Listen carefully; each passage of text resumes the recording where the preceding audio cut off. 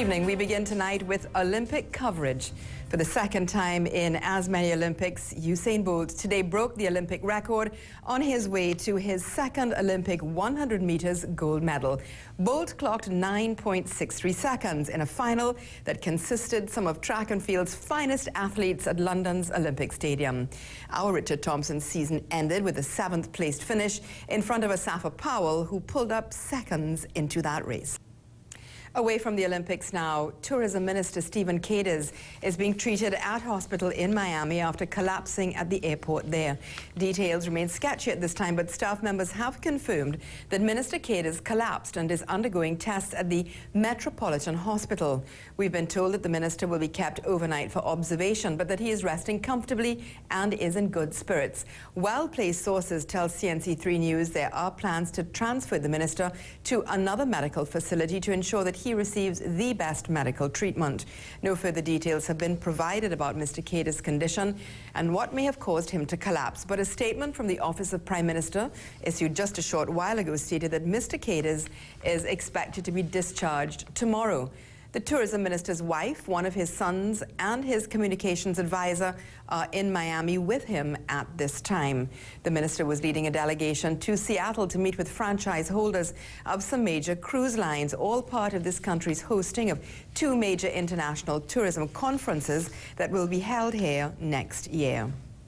And there's strong condemnation tonight for the People's Partnership government for the $410 million constituency fund. Political leader of the Movement for Social Justice, David Abdullah, says he is deeply troubled by the announcement since he believes this will lead to widespread corruption. Mr. Abdullah also accuses government of trying to buy out the upcoming local government elections through this fund, as Kamal Georges explains. Political leader of the MSJ, David Abdullah, sees the new constituency fund as money in the hands of partisan politicians. $10 million for each serving member of parliament over 3 years.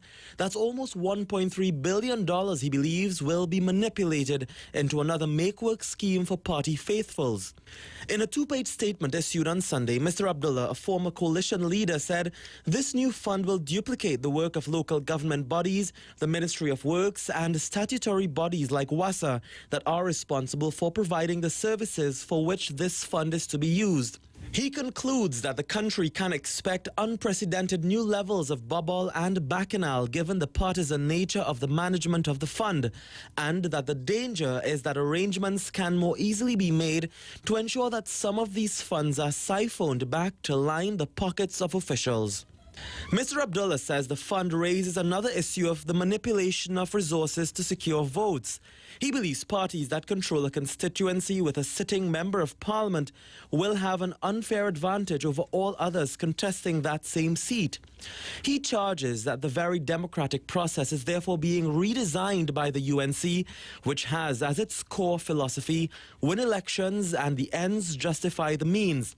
Citizens must reject this thinly disguised strategy to buy votes with taxpayers' money. The MSJ is calling on government to state the source of funding when 4 to 5 more years of deficit funding is already predicted. Mr. Abdullah describes this latest decision as another example of the crisis in governance facing the country and accuses the partnership government of abandoning its manifesto promises. For CNC3, I'm Kamal Georges. Meanwhile, Minister in the Ministry of Finance, Rudi Indarasinghe, has come out in defense of the constituency fund, saying this is not a salary increase for MPs. Speaking at a town meeting in his constituency, Mr. Indarasinghe said the fund is not a personal slush fund for ministers, but it's simply to help eliminate bureaucracy in addressing key issues facing communities. So a bridge collapses tomorrow morning.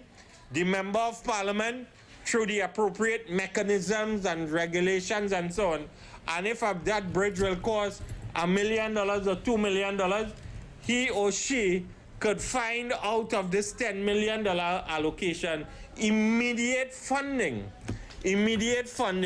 to bring that sense of relief to that particular area of his or her constituency. Prime Minister Kamala Persasa departed Trinidad today for Jamaica as guest of the Jamaican Prime Minister, Portia Simpson Miller. Mrs. Persad Bissessa has been invited to take part in Jamaica's 50th anniversary of independence celebrations. In her absence, the National Security Minister, Jack Warner, has been appointed to act as Prime Minister. A statement from the Office of Prime Minister states that while in Jamaica, the Prime Minister will participate in several official functions, among them a state dinner hosted by the Governor-General of Jamaica. That dinner is in honor of South Africa's President Jacob Zuma. She will also participate in a tour of Jamaica's Jubilee Village at the National Stadium, as well as attend an Independence Gala. While in Jamaica, the Prime Minister will also attend the unveiling of a plaque at the University of the West Indies Mona campus to commemorate the 50th anniversary celebrations. The Prime Minister will return to this country on Wednesday. Now, the new Acting Commissioner of Police, Stephen Williams, says crime in the southwestern part of the country has experienced the most significant reduction in 2012. He made the announcement today, and this is following a tour of a number of police stations along the southern belt. National Security Minister Jack Warner says construction of 8 new police stations will begin as soon as next week. Cameraman Ivan Tulsi met today with Mr. Warner, and Kamal Georges has the report.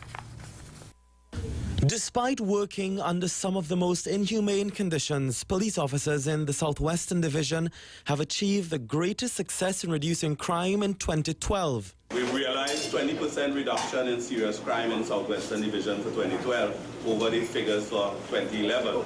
And that is something which has to be based on the cooperation of the public and the partnership that they would have forged with the police officers, but also the excellent work that the officers in Southwestern Division they are doing at this point in time. But these officers can breathe a sigh of relief. Construction of 8 new police stations will begin as soon as next week, 3 along the southern belt.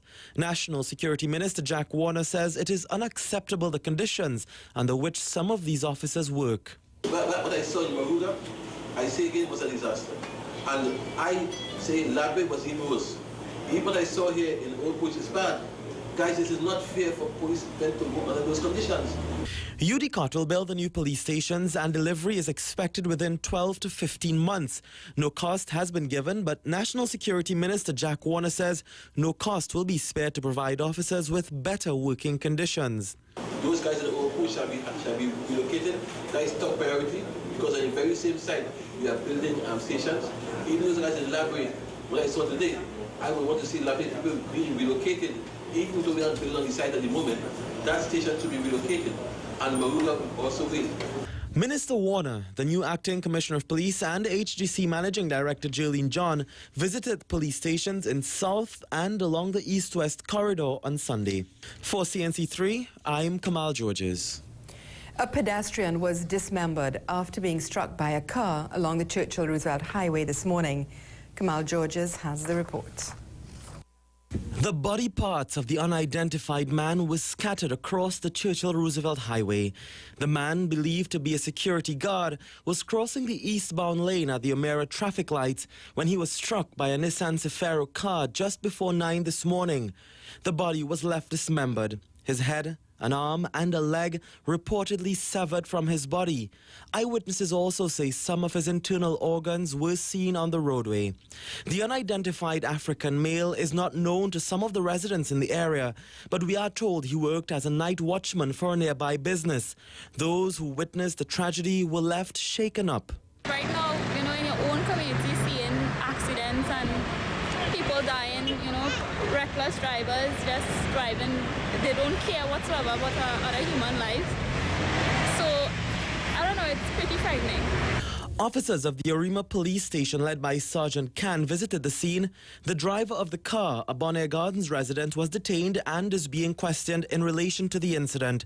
But residents believe harsher punishment is needed for drivers who break the road traffic laws. They don't deserve to be driving and, driving speed and drunk and those things and killing innocent people who is, taking their times. I mean, people crossing the road and people just, driving really, really hard and they don't care who is passing or whatever the case may be. CNC3 has not been told whether charges will be laid against the driver of the vehicle. For CNC3, I am Kamal Georges.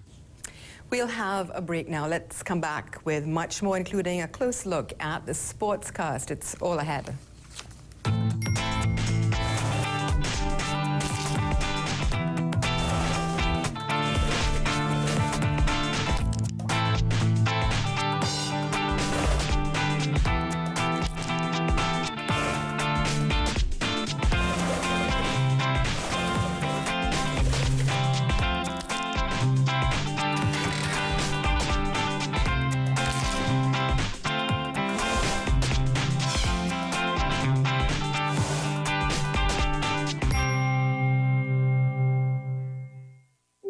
To be equal, to live in a society that responds to you without prejudice, to be treated fairly no matter what your background may be, regardless of race or religion, regardless of geographic location, gender, or any disability you may have. It's not just an idea we should live by, but an ideal that our children can look up to, that our communities can aspire to, that our employers must embrace.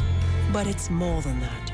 It is the right of every citizen of Trinidad and Tobago. It is a right that is championed and upheld by the Equal Opportunity Commission. The EOC is about educating, breaking down barriers, and eliminating obstacles to truly empower people on the basis of their merit. This is the mission of the Equal Opportunity Commission of Trinidad and Tobago. Equality is everyone's dream. It's everyone's right.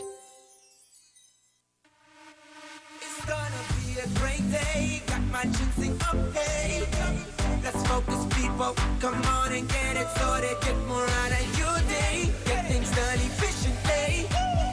Let's go with it. Come on and just drink it, people. Drink it up now. Drink it up now. Ginseng up now. Ginseng up now. Enjoy the new look and same great taste today. Ginseng up, the roots of all power. You're talking to your best friend when you're going to clean their family. You get cash back. Yeah, darling. You're talking to your best friend when you realize you're always a winner. You're talking to your best friend when you get a makeover. You suddenly feel like dancing. Every dog gets its day.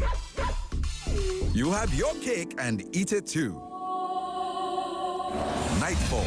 You're talking to your best friend. Whatever else happens, always get extraordinary value with Digicel. Get $1 cash back for every paid minute on local Digi-to-Digi calls made during the day, so you can talk more at night. Be extraordinary.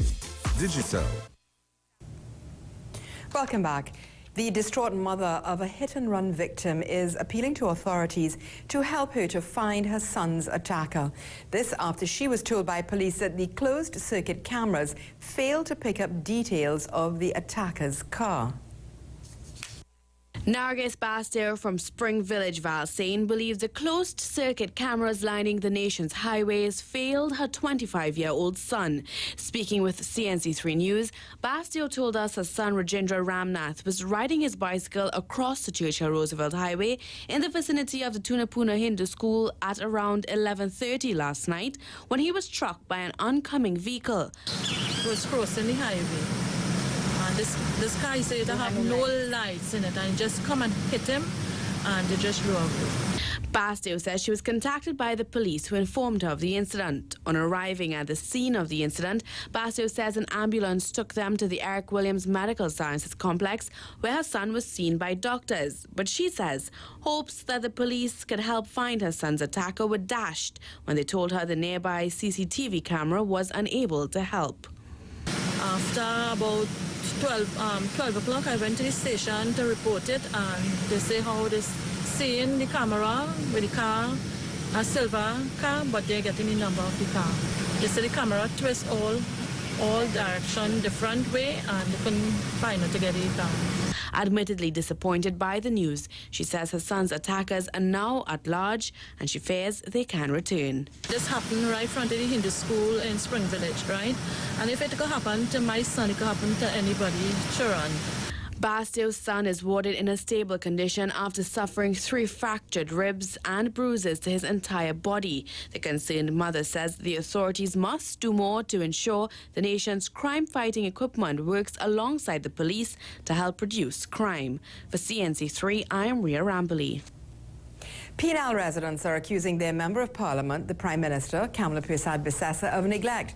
They say they continue to live without basic amenities such as electricity. A group of residents from Sunreese Road in Penal, they held a small protest today. One resident, Kimberly Mungle, says residents are frustrated. They have made representation to the councillor for the area on numerous occasions, but despite assurances that more than 100 residents would be given deeds of comfort for their land, they were informed that as the group is no longer regularizing squatters. She says it's now 8 years that they have been waiting. We asked for change, and we did not get no change up till now, because it's years now everybody asking for current. And how does this make you feel that your pleas are being handled? No. Believe me, it don't make no sense. You could be voting for who, nobody helping you. Nobody helping you, no way you go. The president of the village council, Jules Lapeau, says residents have been severely disadvantaged and they are unable to lead normal lives. He wants the councillor for the area, Shanti Budram, to visit them and address the problems. No lights, you cannot bathe. You can't get no fridge, no light, proper meals and whatnot. Children cannot study without current. They cannot study without current and being athlete. To provide my proper meals, I must have current. Government has announced plans to help fund reconstruction efforts at the University of the Southern Caribbean to the tune of $12.2 million. The Minister of Tertiary Education and Skills Training, Fazal Karim, has made the announcement at the USC's gala inauguration ceremony of its 26th president earlier today. According to Minister Karim, the faith-based university is a valued part of the tertiary education landscape, and government is committed to helping the university to get back on its feet. More recently, in the aftermath of your unfortunate fire, which destroyed your main auditorium, my ministry has committed $12.2 million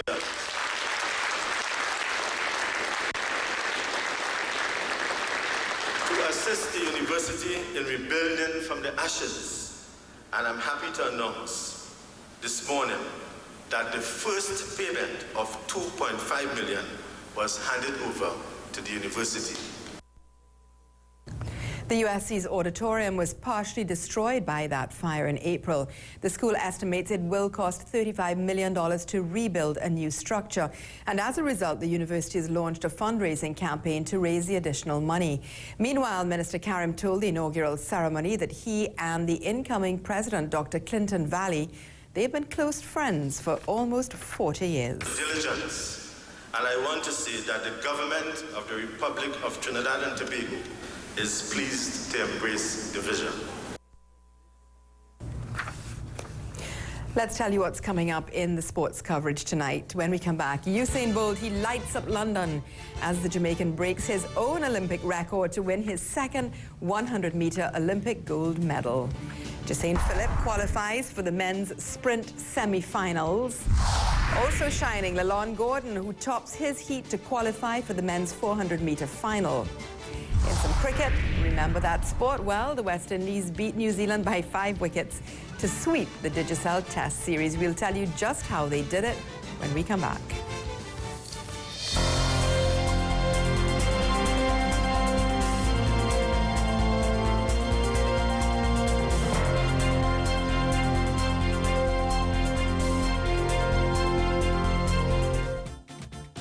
The Heart name is synonymous with mass in Trinidad and Tobago. The Fun Band, founded by Edmund Hart and his wife Lil in 1961, is the oldest in Carnival and continues to be a popular large band produced by the Hart children since 1993. Edmund Hart's band won the Band of the Year title 5 times. The band was a groundbreaker in Trinidad Carnival. In 1966, they broke with a historical tradition with Playing Cards, a fantasy band. The Hearts are also credited with many firsts in Carnival, including Bathing Suit Mass, the DJ on the music truck, amplified steel band music, organized band security, and the refreshment cart.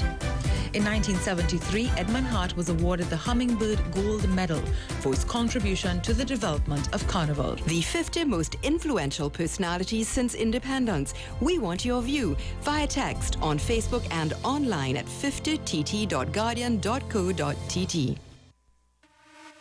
It's gonna be a great day. Got my ginseng up, hey. Let's focus, people. Come on and get it sorted. Get more out of your day. Get things done efficiently. Let's go with it. Come on and just drink it, people. Drink it up now. Drink it up now. Ginseng up now. Ginseng up now. Oh. Enjoy the new look and same great taste today. Ginseng up, the roots of all power. Thinking of improving your home? Think TNC Home Improvement Center, your #1 source for quality tiles, doors, whirlpool tubs, faucets, sanitary ware, and paints. Visit our 6 convenient locations or call us at 665-7882. TNC Home Improvement Center, making home improvement easy. Regular eye examinations allow me to determine prescriptions that will let you see more clearly. They also help identify serious eye disorders, including glaucoma and diabetic eye problems, which, without early detection, can result in devastating blindness. Regular eye examinations help you live a better, more comfortable life by delivering better care for your gift of sight.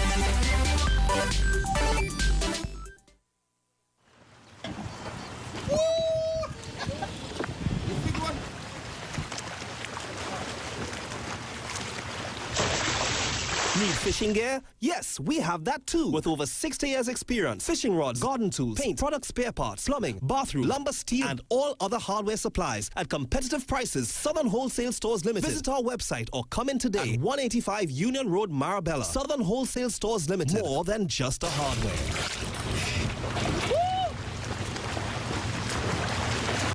Do not risk your life using ladders and homemade scaffolds. Rent your scaffolds and be safe. Visit DMA Transport and Scaffolding Services Limited. We specialize in tube and clamp, H-frame, cup lock, and acro props. We have an excellent reputation for our high-quality products, competitive prices, fast delivery times, reliable service, constant adherence to on-site safety, certified scaffolders. We also specialize in general construction and maintenance services. So visit or call DMA Transport and Scaffolding Services Limited, number 91st Street, Barataria. Telephone 674-6178. I believed in myself. I knew I was going to make my country proud. Was I scared? No. It was my proudest moment. I felt I was on top of the world. What makes me proud about Trinidad and Tobago? The belief in ourselves and the ability to win, despite the odds. What are you proud about? Tell us on Twitter by tweeting #I4TNT. Where there's love for country, there's energy. Where there's energy, there's BPTT. It's time for sports, and if there was any doubt before, there aren't any now. And that's Usain Bolt, the greatest sprinter of all time. The Jamaican set a new Olympic record this afternoon on his way to copying his second 100-meter Olympic gold medal. Kamal Georges followed the 100-meter event from the heats right up to the finish.